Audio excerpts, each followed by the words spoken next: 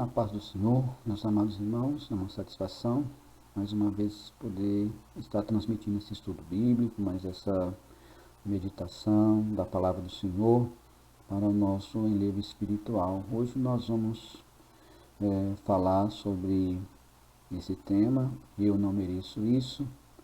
O nosso texto base está em Jó 23 e os hinos sugeridos da harpa cristã, o hino 10, 41 e 135. Mas antes vamos estar orando ao Senhor, pedindo que Ele nos abençoe e esse estudo possa ser para o nosso nível espiritual. Bendito Deus, Pai, quero te louvar, te exaltar e te agradecer pela vida de cada um dos teus filhos, dos teus servos que estão ouvindo e aprendendo a tua palavra. Nos dê da tua graça para transmitirmos conforme a tua direção, ó Espírito Santo de Deus. É o que nós te pedimos, te agradecemos, em nome de Jesus. Amém. Irmãos, esse assunto é bastante interessante e realmente são esse tipo de perguntas e de questões que a gente está acostumado a ver, né? E é um questionamento, né, que não somente está dentro do meio evangélico, mas no mundo inteiro, não somente nessa época, mas em épocas anteriores, e muitos filósofos também questionando, né, sobre a bondade, sobre a justiça, sobre a bondade de Deus. E é justamente esse questionamento, né, da bondade de Deus que levou o homem à queda, né?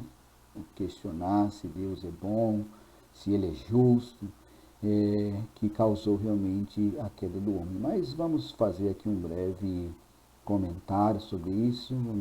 Não temos a intenção, né, de esgotar todo esse assunto, mas somente para chamar a atenção dos irmãos sobre esse assunto. Importante ver algumas nuances que nós encontramos aqui na palavra do Senhor. Eu não vou ler todos os versículos, né, do capítulo 23 de Jó, que é o nosso texto base, mas somente alguns versículos que nos chamam a atenção. Respondeu, porém, Jó, dizendo: ainda hoje a minha queixa está em amargura, a minha alma pesa sobre o meu gemido. Ah, se eu soubesse onde eu poderia achar, então me chegaria ao seu tribunal. Exporia ante ele a minha causa e a minha boca encheria de argumentos. Saberia as palavras com que ele me responderia e entenderia o que me dissesse. Porventura, segundo a grandeza do seu poder, contenderia comigo? Não, ele antes me atenderia. Ali o reto pleitearia com ele, e eu me livraria para sempre do meu juiz. Eis que, se me adianto, ali não está. Se torno para trás, não o percebo. Se opera à esquerda, não o vejo. Se encobre à direita, não o diviso. Porém, ele sabe o meu caminho. Provando-me ele, sairei como ouro. Nas suas pisadas os meus pés se afirmaram. Guardei o seu caminho e não me desviei dele. Do preceito dos seus lábios nunca me apartei, e as palavras da sua boca guardei mais do que a minha porção. Então, irmãos, diante desses versículos introdutórios, né, sobre esse tema, a gente vai falar sobre esses 5 subtópicos aqui, falando sobre os atos de bondade. Está lá em Mateus 19, versículos 16 a 22. Os atos excelentes de Jó, Jó 29, Jó capítulo 29, 30 e 31. Nós vamos ver somente alguns versículos, é claro, e não dá para nós explorarmos todos estes versículos, mas que os irmãos tenham a liberdade, né, de estar acompanhando, né, estudando também na Bíblia, acompanhando esses versículos, porque aqui esse estudo é bem resumido, somente para chamar a atenção, despertar a atenção dos irmãos. Eu posso me justificar. Jó 9 e 2, 27, 6. Anseio por um mediador justo. Jó 9, 32, 33, 16 e 19 e 19, 25 a 27. O mediador é apresentado. 1 Timóteo 2 e 5, Hebreus 9 e 15, 1 João 2 e 1. Então, irmãos, nós vemos aqui, antes de nós entrarmos, então, nesses subtópicos, vamos acompanhar aqui esse contexto, né, de Jó, em que nós vemos que, na maioria das vezes, quando se refere a essa carta, a esse livro poético de Jó, tão somente, a maioria das pessoas somente se baseiam nele, se referem a ele quando estão falando sobre paciência, sobre provação.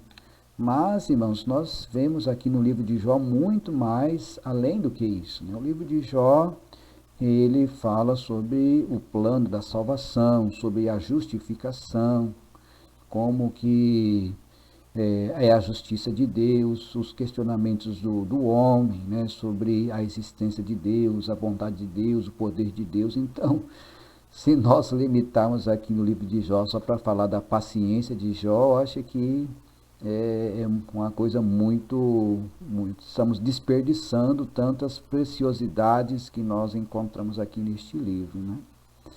E nós vemos aqui que a principal questão desse livro, né, como o texto, o título desse estudo, eu não mereço isso, baseado assim naquilo que as pessoas fazem, né, de bom, naquilo que as pessoas observam, né, e muitas vezes se isso é suficiente para ela ser salva, né, se é suficiente para ela ser justificada diante de Deus. Então, é claro, não dá para nós aqui estudarmos completamente, né, sobre a justificação, né, todo esse plano da salvação envolvendo a justificação, a regeneração, a glorificação, que isso pertence a um estudo mais detalhado, né, teológico, mas aqui é só para nós vermos como que é importante, irmãos, nós prestarmos atenção em aquilo que nós estamos lendo.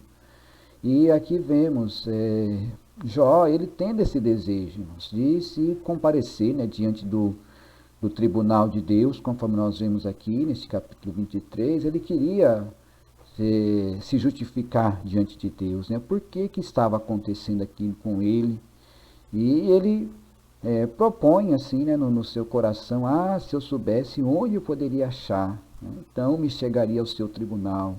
Ele queria ter, né, explicação de Deus, né? Mas por que está acontecendo isso? E isso, irmãos, é uma coisa tão atual, né? Conforme nós vemos todos esses problemas de pandemia e outros, né?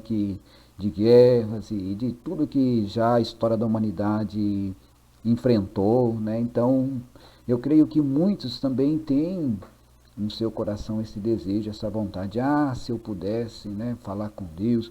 E naquela época, muito mais ainda, porque eles estavam ainda na velha, na antiga aliança, e ainda o Senhor Jesus não tinha vindo, não tinha sido revelado o Messias, então o conceito ainda não era tão profundo, né, daquilo, do plano da salvação. Hoje não, hoje nós temos, né, está tudo aí ao nosso alcance, nós podemos entender completamente, né, mas naquela época ainda tinha-se muito questionamento. Então ele quer se comparecer, né, diante no tribunal de Deus, né, e questionar a Deus, mas por que isso está acontecendo, né? Se eu não mereço isso, eu fiz tudo certo, não, eu queria saber o que está errado na minha vida, se eu pequei, ou o que está acontecendo, né? Porque eu não estou entendendo nada, né? Então, isso traduzindo assim nas nossas palavras, né, queridos, e muitas vezes é o que muitos de nós podemos estar enfrentando, as pessoas, né, particularmente na sua vida, nos seus relacionamentos, né, no seu trabalho e até mesmo no ministério, né, tantas situações que podem levar a um questionamento como esse. E aí ele diz, né, eu exporia ante ele a minha causa, e a minha boca encheria de argumentos. Então ele queria colocar, né, esclarecer, ver por que estava acontecendo isso. Chegar então neste diálogo, né, com o nosso Deus, e ele teria certeza, né, que Deus ele ouviria e atenderia ele diante, né, do seu questionamento. Por que Jó faz isso? Nós vamos ver mais a seguinte, porque Jó ele era um juiz, né? Jó ele julgava as causas das pessoas lá na cidade onde ele morava. Ele era um homem muito sábio, né? E nós vamos ver mais adiante isso, né? Por isso que ele diz estas palavras, né? Então, ele diz aqui, ali o reto pleitearia com ele e eu me livraria para sempre do meu juízo, né? Então, eu quero saber por que eu recebi esta sentença, né? O juiz é aquele que dá a sentença. Por que eu recebi essa sentença se eu fiz tudo conforme a lei, tudo conforme está prescrito, né? Conforme nós vemos aqui nos versículos mais abaixo, né? E antes disso nós vemos aqui que ele não conseguiria encontrar, né, um momento, uma ocasião para, como se fosse assim, né, uma reunião, uma reunião que ele poderia expor claramente, né, o que estava acontecendo, né, porque ele fala, não vejo ele nem para trás, né, nem à esquerda, nem à direita, ou seja, não tem como eu marcar essa audiência com ele, não tem como eu marcar esse momento com ele, mas aí ele diz, porém ele sabe o meu caminho, né? E aqui ele diz, nas suas pisadas os meus pés se afirmaram, ou seja, ele está aqui mais uma vez se justificando, né, porque ele não entende tudo isso, né, que estava ali sobrevindo, né, guardei o seu caminho, não me desviei dele, do preceito dos seus lábios nunca me apartei, e as palavras da sua boca guardei mais do que a minha porção. Então veja que ele procura, né, ele se justifica de tudo aquilo que ele tem feito durante toda a sua vida e em outras passagens a mais, nós vemos isso também. Então, só para a gente ter esse pano de fundo e ver, né, que Jó ele queria ter essa audiência, né, com o seu juiz, porque daquela sentença que ele recebeu, né? Então, diante disso, nós vamos falar, né, sobre essa questão. Eu não mereço isso, né? A pessoa acha que a sua sentença ela foi demasiadamente grande e aí ela começa a tentar, né, se justificar e querer essa audiência, querer questionar, né, com Deus. E vemos aqui esses tópicos para nós estamos compreendendo um pouco mais este assunto. Então, para nós começarmos, irmãos, eu quero chamar a atenção dos irmãos aqui dessa passagem do Novo Testamento, em que um jovem, né, e aqui está aqui em Mateus 19, esse jovem se aproxima do mestre para mostrar ao mestre os seus atos de bondade. E a primeira palavra que esse jovem diz, ele chega até o Senhor Jesus e diz, bom mestre, que bem farei para conseguir a vida eterna. Então ele estava se baseando tão somente nos preceitos, né, da lei, nos preceitos que foi determinado, mas tinha algo a mais ainda que ele não estava percebendo. E ele disse, e o Senhor Jesus respondeu para ele, por que me chamas bom?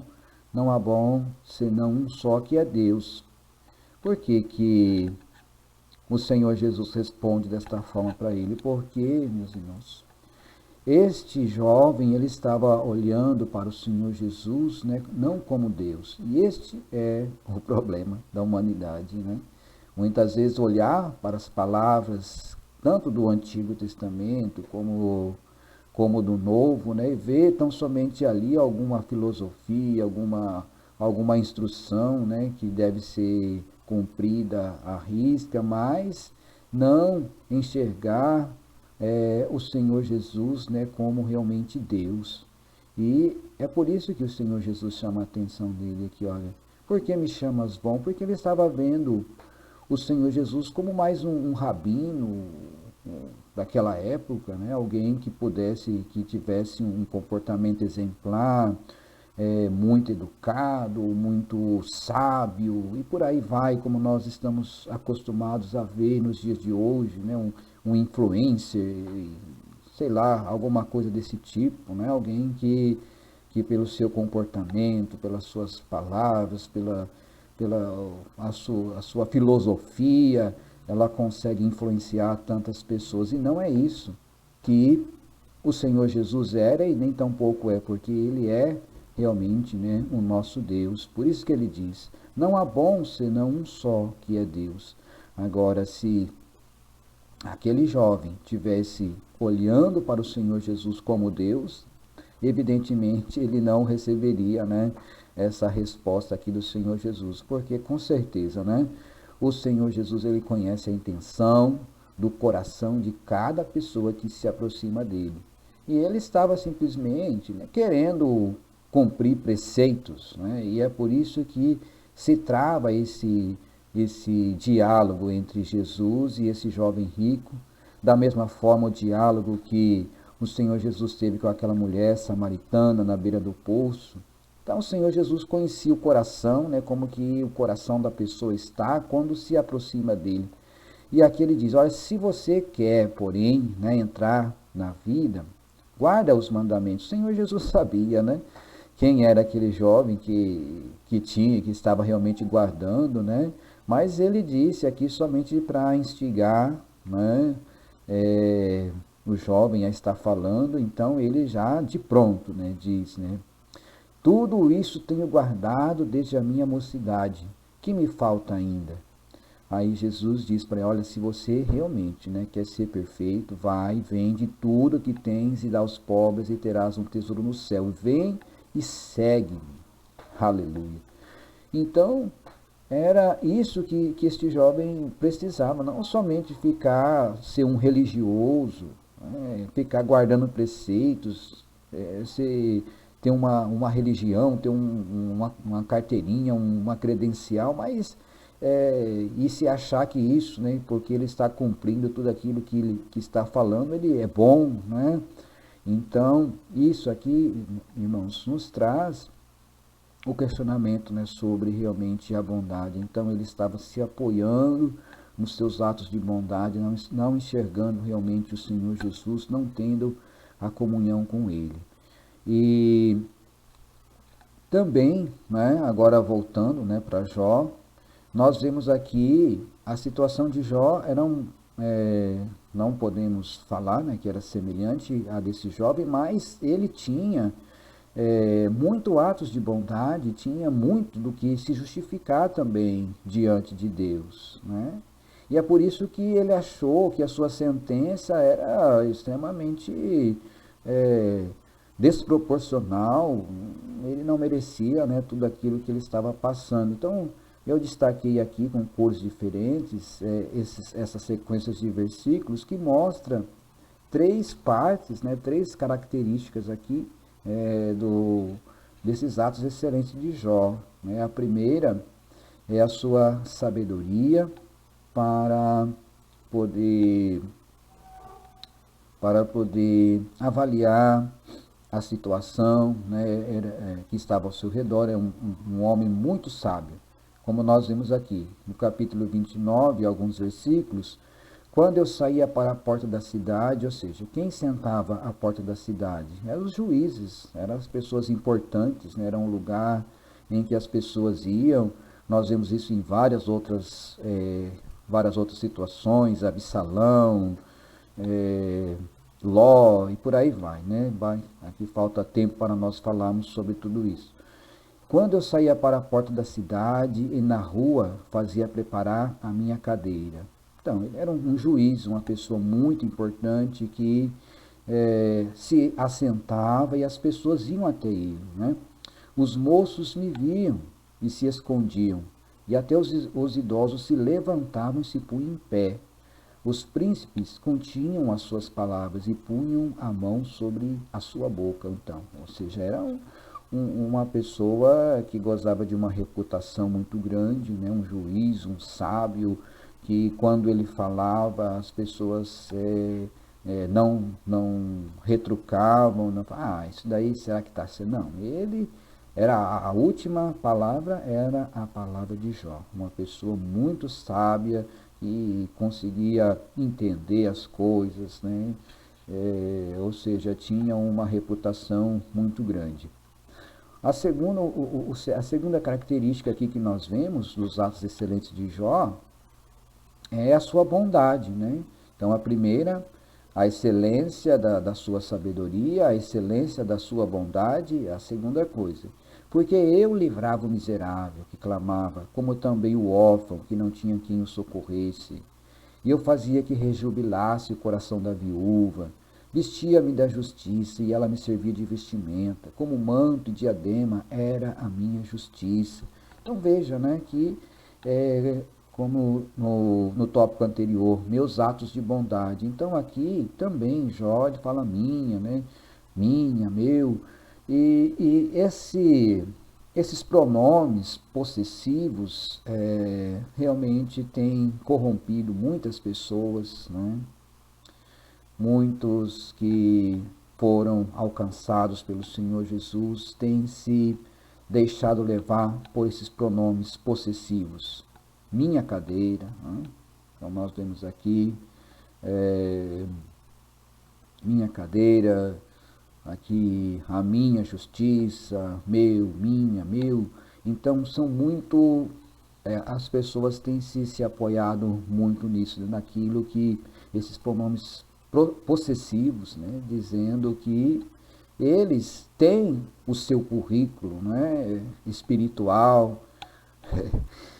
Isso é complicado, né? E muitas vezes, irmãos, né, aí falta justamente, né, essa comunhão com o Senhor, né, reconhecer que os seus atos de justiça, que por mais, né, que ele seja sábio, que ele seja bondoso, e aqui continuando, né, nos atos excelentes de Jó, a sua pureza moral, né, como ele diz aqui no capítulo 31, versículo 1, fiz aliança com os meus olhos, como pois os fixaria numa virgem, ou seja, a sua pureza moral, uma pessoa que não se contaminava com a prostituição, ou com adultérios, ou com qualquer coisa semelhante.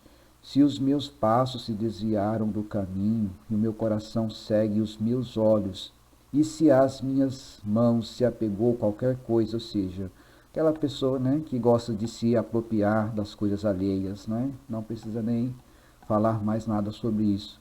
Se o meu coração se deixou seduzir por uma mulher, ou se eu me armei traições à porta do meu próximo. Então aqui, irmãos, nesses três destaques, nós vemos três partes importantes aqui dos atos excelentes dele, né? A sua sabedoria, a sua bondade, a excelência da sua pureza moral. E baseado em tudo isso, nós vemos então estes versículos aqui, o 29, 18, 31 e 26. E dizia, no meu ninho expirarei, e multiplicarei os meus dias como a areia. Todavia, aguardando eu o bem, então me veio o mal. Esperando eu a luz, veio a escuridão. Então, mais uma vez, vemos aqui aquilo que alguém faz, né, esperando simplesmente a recompensa do Senhor. E é por isso, irmãos, que todo este livro, né, tem todo esse questionamento, né, do plano da salvação, mas de uma forma poética, né? Por isso que é lindo o livro de Jó, né? Ele achando que somente cumprindo aqueles preceitos seria suficiente, mas É claro que isso daqui é de forma poética, né? São questionamentos que as pessoas ficam paradas nesses questionamentos, e a humanidade, muitos estão parados nesses questionamentos, mas como que o livro de Jó é completo, nós vamos ver aqui o tópico seguinte, em que ele já se mostra, né, diante de Deus, né? Antes, né, nós vemos aqui, eu posso me justificar. E ele dizendo, né, também baseado aqui na leitura, na nossa leitura de referência. Aí também no versículo 9, mais alguns versículos nós vemos. Na verdade sei que assim é, porque como se justificaria o homem para com Deus? No capítulo 27, versículo 6, a minha justiça me apegarei e não alargarei, não me reprovará o meu coração em toda a minha vida. De fato, né, não tinha nada que o reprovasse, a sua justiça era aquilo que ele precisava fazer, ele fez, né? Mas o livro de Jó se baseia aqui nesse capítulo 9, versículo 2, né? Como se justificaria o homem para com Deus? Então ele quer saber, né, como que isso pode acontecer. E diante de todos esses questionamentos, né, como que um livro poético, ele fala das pessoas que questionam, mas também falam daquelas pessoas que conseguem ser justificadas, mas naquela época ainda ele não entendia completamente, e é por isso que nós chegamos aqui nestes versículos que são extremamente importantes, né, no livro de Jó. Aí ele fala, né, ele tem anseio por um mediador justo. Glória a Deus. Que é o nosso quarto tópico, que está no capítulo 9 e versículos 32 e 33. Porque ele não é homem como eu, a quem eu responda, vindo juntamente a juízo. Não há entre nós árbitro que ponha a mão sobre nós ambos. Então aqui os irmãos já estão entendendo, né, de quem que ele está falando. Porque ele queria, né, que tivesse uma pessoa que ao mesmo tempo, né, tivesse esse contato com Deus, né, e que pudesse ser esse hábito, que pudesse fazer esse intermédio, né, que pudesse falar com Deus ao mesmo tempo e falar com Ele, marcar essa audiência, né, para resolver esse problema. Glória a Deus, é muito profundo isso, né? Então ele tem esse desejo, né, que não existia, né? Não tinha esse árbitro, não tinha esse mediador, né, que pudesse falar com Deus, marcar essa audiência, né, e os dois poder chegar num consenso, o que deveria ser feito, né, como que o homem poderia se justificar. Então veja, irmãos, aqui é o plano da salvação, né, na forma poética que nós vemos aqui no livro de Jó, né? Não vamos limitar o livro de Jó só para falar da paciência de Jó, não, irmãos, tem muito mais, né? Claro que não dá para a gente explorar tudo aqui, mas vemos aqui ele tendo esse desejo, né? Onde está esse árbitro que poderia fazer essa ligação entre mim, que estou sofrendo, e o meu juiz que está lá sentado e que me decretou esta sentença, né?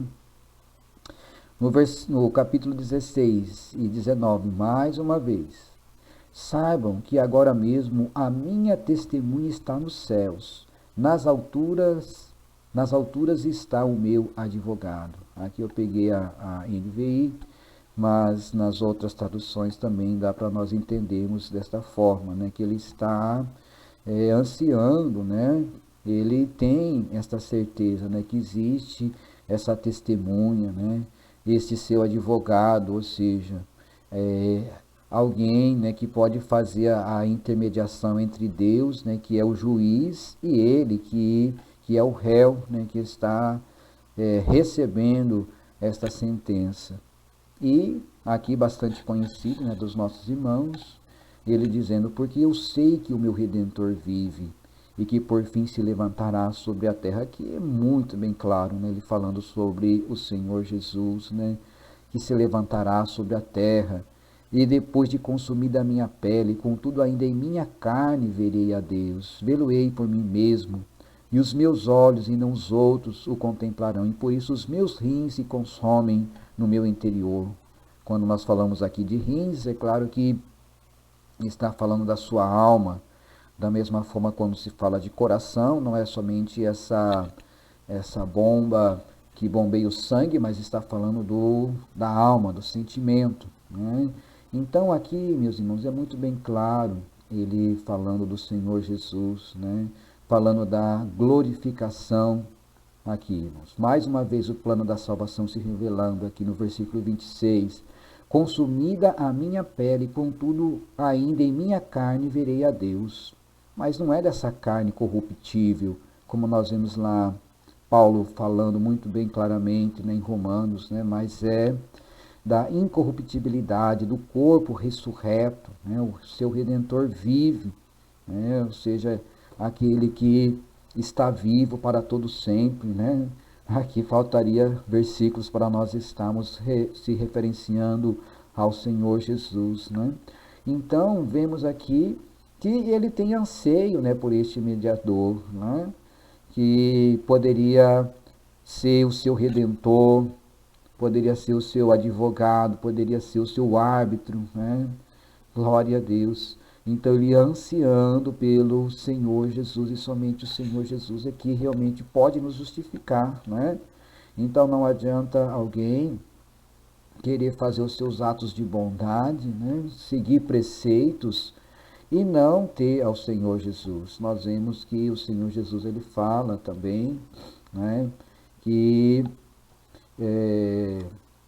o Espírito Santo convenceria as pessoas, né, do pecado, da justiça e do juízo, né? Do pecado porque não crê em mim. Então o maior pecado que a humanidade pode estar cometendo é justamente esse, não crer no Senhor Jesus, crer nele mesmo, né? Crer nas suas possibilidades, crer que ele é justo, que ele é bom e que Deus é injusto, né? E como eu disse antes, é justamente isso que o inimigo, que Satanás, ele quer colocar na mente das pessoas para questionar a bondade de Deus, né?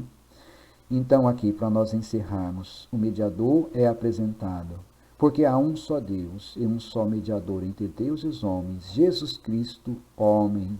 Ou seja, aquele homem, aquele árbitro, aquele mediador que Jó estava querendo, que podia falar com ele e depois falar com Deus ao mesmo tempo, que ao mesmo tempo, glória a Deus, fosse homem e ao mesmo tempo fosse Deus, né? 100% homem, 100% Deus, né?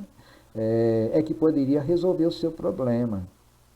Em Hebreus 9, e por isso é mediador de um novo testamento, para que, intervindo a morte para a remissão das transgressões que havia debaixo do primeiro testamento, os chamados recebam a promessa da herança eterna. Glória a Deus, aquela ressurreição, né, da pele que Jó estava falando. E, finalmente, 1 João 2:1, meus filhinhos, estas coisas vos escrevo para que não pequeis. Se alguém pecar, temos um advogado para com o Pai, Jesus Cristo, o justo. Mais uma vez, né? Como se justificaria o homem para com Deus? Somente nós nos apoiando, meus irmãos, na justiça de Deus. Então, que os irmãos possam meditar neste assunto, que venhamos temer mais ao Senhor, não questionar tantas coisas que acontecem, sermos mais humildes, né? E sabemos que tudo aquilo que nós fazemos não é simplesmente para contar no nosso currículo, como nós vemos aqui, né, nessas passagens, mas sim que você possa se apoiar inteiramente na graça do Senhor Jesus e na justiça do Senhor Jesus, porque nós mesmos, né, não temos como ter esses atos de justiça. Amém, meus amados? Que Deus abençoe a todos. Oremos neste momento. Bendito Deus e Pai, que o Senhor estenda as tuas mãos, cobrindo a cada um com teu sangue, dando sabedoria e graça para compreender a tua palavra, Senhor. Abençoa cada lar, cada família. É o que nós te pedimos e te agradecemos em nome de Jesus. Amém. Deus abençoe a todos em nome de Jesus. Amém.